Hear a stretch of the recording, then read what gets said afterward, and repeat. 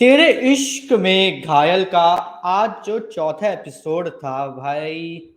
काफी ज्यादा चेंजेस उसमें देखने को मिले। जैसा हम लोगों ने वैम्पायर डायरीज में देखा था, जैसा मैंने प्रेडिक्ट करने की कोशिश की थी, कहानी उसके आसपास ही थी लेकिन बिल्कुल एग्जैक्ट नहीं था और बहुत ज्यादा डिफरेंस देखने को मिला कहानी में। क्योंकि मैंने इससे पहले डाला भी था कि भाई क्या होने वाला आगे एपिसोड में, क्या होगा कैसा होगा, मैंने पूरा डाला था। और वो चीजें हुई लेकिन अलग तरीके से हुई। एंड सीरियसली ये देखकर मैं काफी ज्यादा इंप्रेस हुआ कि चलो भाई,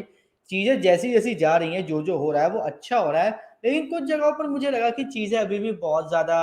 मतलब जो डिटेलिंग्स है वो बहुत ज्यादा मिस हो रही है। तो चलिए आज के एपिसोड को शुरू करते हैं बिना टाइम वेस्ट के। तो भाई सबसे पहली चीज, सबसे बड़ी चीज जो मुझे मतलब आज के एपिसोड में जो अच्छी लगी वो ये लगी कि कहानियां जो हैं वो चेंज हो रही है। कैरेक्टर्स के साथ जो इंटरेक्शन है, जो मतलब होना चाहिए लोगों के बीच में, वो भी चेंज होता हुआ नजर आ रहा है। एंड सीरियसली ये सब चीजें देखने में बड़ा मजा आ रहा है, बहुत ज्यादा। एंड इसके साथ साथ एक और चीज है, इसके साथ हमें ये देखने को मिलता है कि जो क्या कहते हैं ईशा है, वो और अरमान है, दोनों के बीच में जो कनेक्शन हो रहा है, जो बीच में मतलब बातचीत हो रही है, वो बहुत ही ज्यादा अनप्रेडिक्टेबल हो रही है। अगर आप वैम्पायर्स डायरीज देख भी रहे हैं पैरेलल वाइज, तब भी आपको शायद ही आपको समझ में आएगा कि भाई क्या है क्या नहीं, क्या सही चीज है क्या सही चीज नहीं है। वो सब आपको समझ में आएगा क्योंकि आपको वो बहुत ज्यादा अच्छी तरीके से ना, मतलब डीप है। लेकिन जब यहाँ पे बात आती है कनेक्शन की, इनका कनेक्शन प्रेडिक्ट तो आप कर सकते हैं कि हाँ ऐसा हो सकता है, इनके बीच में इंटरेक्शन ये प्रेडिक्ट कर सकते हो कि हाँ हो सकता है। लेकिन उसके बाद भी ना उसमें एक ऐसा ट्विस्ट घुस जाता है कि भाई दिमाग खराब हो जाता है। क्योंकि आज जैसे देखा था भाई, हम सब ने देखा था भाई कार वॉश होती है, कार वॉश में क्या होता है क्या नहीं होता है, ये सब वैम्पायर डायरीज वालों को पता है। तो यहाँ पे भी हम लोगों को वही लग रहा था, लेकिन यहाँ पे एक ट्विस्ट ये हो गया कि वैम्पायर डायरीज में जिस तरीके से एक बुढ़े अंकल ने क्या कहते हैं ईशा को बताया था वैम्पायर डायरीज वाली की, भाई ये ऐसा ऐसा अरमान है, वो ये था, वो उस टाइम जिंदा था, उसने बचाया था, ये क्या था वो क्या था। यहाँ पर ऐसा नहीं हुआ। यहाँ पर एक आंटी आती है, वो आके ईशा से पूछती हैं कि भाई क्या तुम उस लड़के को जानती हो क्या, कौन है वो, बिल्कुल वैसे का। बस इतना पूछा कि क्या हाल है क्या नहीं, बस बात खत्म। उसके अलावा बाकी भीड़ में जब कार वॉश हो रही थी, डांस वांस होता, उस टाइम उन्होंने उन सब चीजों को नोटिस किया, सिर्फ गौर किया कि वही है कि नहीं या कोई और है। बस इसको नोटिस करने के अलावा उन्होंने कुछ भी मतलब इतना ज्यादा एक्स्ट्रा नहीं किया, बात खत्म। लेकिन अरमान कहीं ना कहीं इस बात को समझ चुका था कि भाई जो चीज है वो मतलब आ, कोई है जो मुझ पे नजर रख रहा है, उसको कहीं ना कहीं फील हो गया था। इसके तुरंत बाद क्या हुआ, इसके तुरंत बाद मुझे ये फील हुआ कि भाई साहब जो ईशा से इनका इंटरेक्शन हुआ उसमें कुछ ज्यादा रिवील नहीं हुआ। अब ज्यादा रिवील नहीं हुआ तो अब कैसे चीजों को मतलब ये लोग करेंगे कि भाई अरमान कौन है क्या नहीं है, ये सब चीजें देखने को मिलेगी, कैसे देखने को मिलेगी, ये सब चीजें कंफ्यूजन था। लेकिन हुआ क्या, जब अरमान और ईशा वापस जा रहे थे तो ईशा पता नहीं वो उसके पास गई थी, अपने दोस्त के पास। अपने दोस्त के पास जाकर क्या करना था, उसको ये करना था कि मतलब जो ये चीजें हो रही हैं उन चीजों को वो मतलब अपने दोस्त को बताने की कोशिश करती होती है, भाई कि हाँ देखो भाई ऐसा ऐसा है, अब मैं अरमान के साथ कहीं जा रही हूँ, ठीक है अपने घर जा रही हूँ, ठीक है तो कोई प्रॉब्लम तो नहीं बता देना, ठीक है ओके फाइन। अब उसी बीच कहता वो आंटी जी हैं, वो आती है अरमान से पूछे तुम तो बिल्कुल भी नहीं बदले, तुम बिल्कुल वैसे के वैसे ही हो, मतलब तुम क्यों नहीं, कैसे नहीं बदले, क्या हुआ, ऐसे सवाल क्वेश्चन करने लग जाती हैं। लेकिन यहाँ पर क्या होता है, यहाँ पर जो मतलब हमारे जो अरमान भैया सीधे बोलते हैं कि नहीं यार ऐसा कुछ भी नहीं है, आप गलत फहमी आप गलत समझ रहे हो, ये है वो है। लेकिन भाई उसके बाद में देखने को मिलता है कि जो ईशा है उसको सुनाई नहीं दिया, हम लोगों को ऐसे दिखाया जाता है। लेकिन क्या होता है, ईशा जब घर पहुंच जाती है तो उसको यह बताया जाता है कि भैया मतलब शक चल रहा है कहीं ना कुछ ना कुछ, कि कुछ है नहीं है, नहीं है कुछ ना कुछ चल रहा है, ये उसके दिमाग में चल रही है, हमें दिखाया जाता है। और ये बात क्या है, ये हमें देख जाता है कि वो अरमान से पूछती भी कि भाई तुम कौन हो क्या हो, और उसने जो ये बात बोली वो क्यों बोली, क्या मतलब था उसका, वो भी बताओ। वो चीज भी बता दी जाती है, ठीक है। अब इसके बाद क्या होता है, इसके बाद हमें ये देखने को मिलता है कि भाई वो अरमान से बात करती है, वो वहाँ से चली जाती है, ठीक है, कमरे में। लेकिन तभी क्या होता है, जैसे वो अपने घर में जाती है, कमरे में जाती है, तभी वहाँ पर एक पत्थर आता है, पत्थर में लिखा होता है अगर तुम अरमान की पूरी सच्चाई जानना चाहते हो तो भाई तुम मतलब बताओ कि क्या है क्या नहीं है,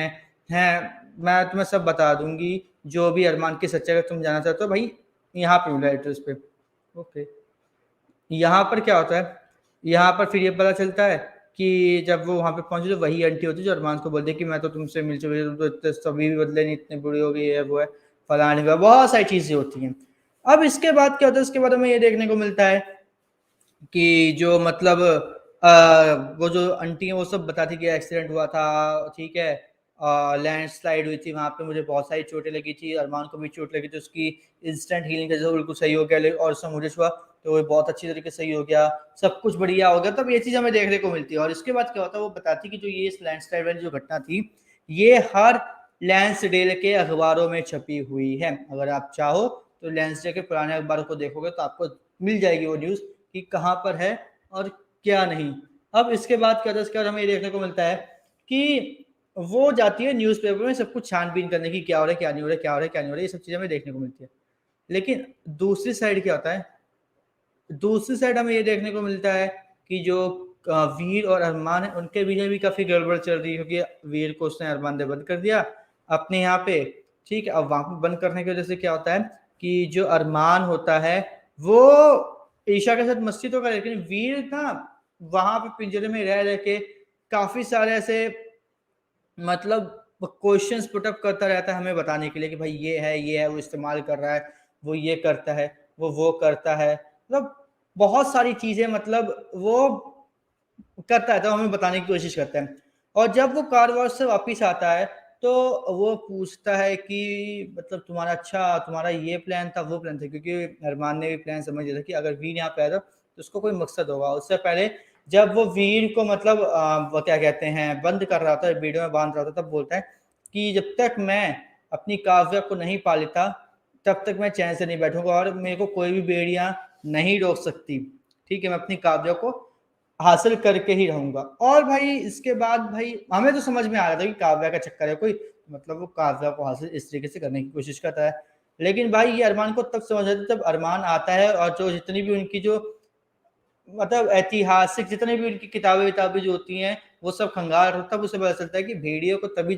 वही जगा सकता है जो मतलब क्या कहते हैं उसके मतलब डॉपलगैंगर, या ये कहें कि जो उसका मतलब हमशक्ल होगा, उसका खून पिलाएगा, वो उसी से जिंदा होगा, ठीक है। तो इसलिए वो आया वीर। अब वो वीर के पास जाता है, वीर को बोलता है कि अच्छा तुम ये चाहते हो, मुझे सब समझ में गई और सब बता देता है। अब यहाँ पर क्या है, यहाँ पर क्या कहते हैं जो ये अरमान होता है वो ये कहता है कि तुम ये करने आए मुझे पता चल चुका है, लेकिन मैं तुम्हें ऐसा कुछ भी करने नहीं दूंगा, चाहे कुछ हो जाए, मैं तुम्हें ईशा को छूने तक नहीं दूंगा। इसके बाद हमें ये देखने को मिलता है कि क्या कहते हैं जो वीर है वो ये बोलता है अरमान से कि मुझे पता है तुम क्या चल रहा हो, दिमाग में तुम्हारा क्या चल रहा है क्या नहीं चल रहा है, और मुझे सब समझ में आता है, समझ। और तुम ना ईशा का इस्तेमाल करो, तुम ईशा से प्यार नहीं करते, क्योंकि काव्या से मैं प्यार करता था और काव्या के लिए मैं क्या कुछ नहीं कर रहा,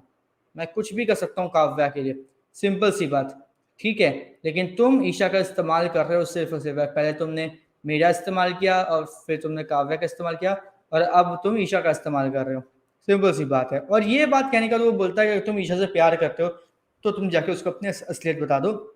कि मैं कौन हूँ, लेकिन तुम नहीं बताओगे, क्योंकि अगर तुमने बता दिया तो वो तुम्हें प्यार नहीं करेगी, क्योंकि तुम एक भेड़िए हो। और यहीं पर ये एपिसोड की एंडिंग हो जाती है। लेकिन एक बात है कि एपिसोड जिस तरीके से चल रहा है, जिस तरीके से हम लोग एक्सपेक्ट कर रहे हैं वैम्पायर डायरीज वाली स्टोरी को, वो इतना एक्सपेक्टेड हो नहीं रहा, उससे सब कुछ अनएक्सपेक्टेड हो रहा है सच में। लेकिन एक चीज बड़ी गंदी लग रही है कि जो उसके दोस्त है महक, उसकी जो पावर्स को दिखाया गया है ना वाहिनी वाली, वो इतना ज्यादा मस्त कॉन्सेप्ट है, बहुत बेकार कॉन्सेप्ट है। उसको थोड़ा सा अच्छे से करते तो वो बहुत अच्छा कॉन्सेप्ट हो सकता है। लेकिन आपके अकॉर्डिंग आपको आज का एपिसोड कैसा लगा हमें कमेंट करके जरूर बताएं। और आने वाले एपिसोड्स के जितनी भी डिटेल्स है, जितनी भी कहानी है, उसको जानने के लिए हमारे चैनल को सब्सक्राइब कर लीजिए, बेल आइकन को दबा लीजिए, ताकि आपसे मिस ना हो हमारा कोई भी लेटेस्ट अपडेट।